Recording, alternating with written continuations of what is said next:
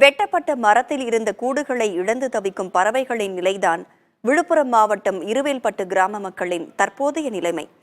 வெள்ளத்தால் நிர்கதியாய் நிற்கும் ஒரு குடும்பத்தின் வேதனையை பதிவு செய்கிறது இந்த செய்தி தொகுப்பு.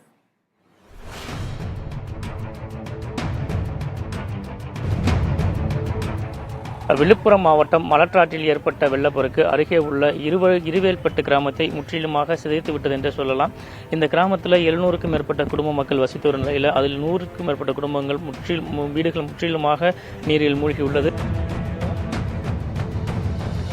இருண்ட காலத்தை சந்தித்திருக்கிறது இருவேல்பட்டு கிராமம். அங்கு வசிக்கும் காமாட்சி என்பவரின் வீடு சேரும் சகதியுமாய் காட்சியளிக்கின்றன.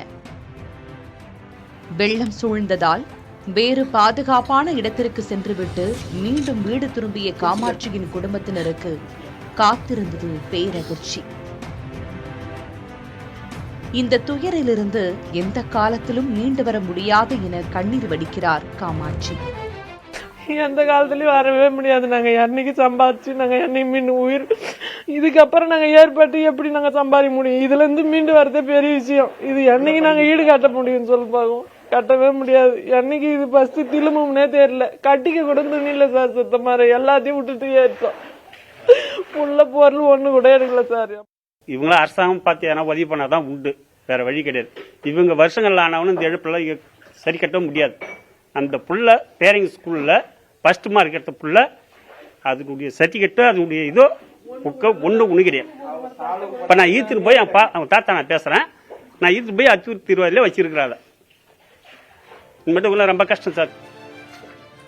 பிள்ளையின் பள்ளி புத்தகங்கள் மற்றும் சான்றிதழ்களை வெள்ளம் சேதப்படுத்தி சென்றதை கண்டு உள்ளம் வெதும்பிய குடும்பத்தினர் அரசின் உதவியை எதிர்பார்த்து காத்திருக்கின்றனர். ஒரு பானை சொத்துக்கு ஒரு சோறு பதம் என்பதை போல இருவேல்பட்டு கிராமத்தில் 100க்கும் மேற்பட்ட மக்கள் வீடுகளை இழந்து, உடைமைகளை இழந்து, உடைகளை இழந்து ஒரு பரிதாப நிலைக்கு தள்ளப்பட்டிருக்காங்க. அதன் ஒரு குடும்பமாகத்தான் இந்த மணிகண்டன் காமாட்சி குடும்பம் அமைந்திருக்கு.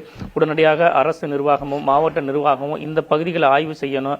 பாதிக்கப்பட்ட இந்த மக்களுக்கு உரிய இழப்பீடு வழங்கணும். குறிப்பா சொல்றது பள்ளி குழந்தைகளோட புத்தகங்கள் நனைஞ்சிருச்சு, சீருடை நனைஞ்சிருச்சு, அவங்களோட சர்டிஃபிகேட் நனைஞ்சிருச்சுங்கிறாங்க. அதுக்கு மாற்று ஏற்பாடு செய்யணும். புதிய புத்தகங்களையும் சர்டிபிகேட்டுகளையும் வழங்க நடவடிக்கை எடுக்கணும். இப்போ உங்க சாப்பிட்டு 3 நாள் ஆச்சுங்கிறாங்க, இனி எப்படி சாப்பிட போறோம்னு தெரியலங்கிறாங்க. அப்போ சாப்பாட்டுக்கான வழியையும் அரசு மேற்கொள்ளணும். உணவு, குடிநீர், பால் உள்ளிட்ட அத்தியாவசிய தேவைகளுடன் நிறைவேற்றணும் என்பதே இந்த கிராம மக்களின் ஒரு கண்ணீர் மிகுந்த கோரிக்கையாக உள்ளது. புதிய தலைமுறைக்காக விழுப்புரம் மாவட்டம் இருவேல்பட்டு கிராமத்திலிருந்து ஒளிப்பதிவாளர் உதயகுமாருடன் சுபமுத்து பழம்பதி.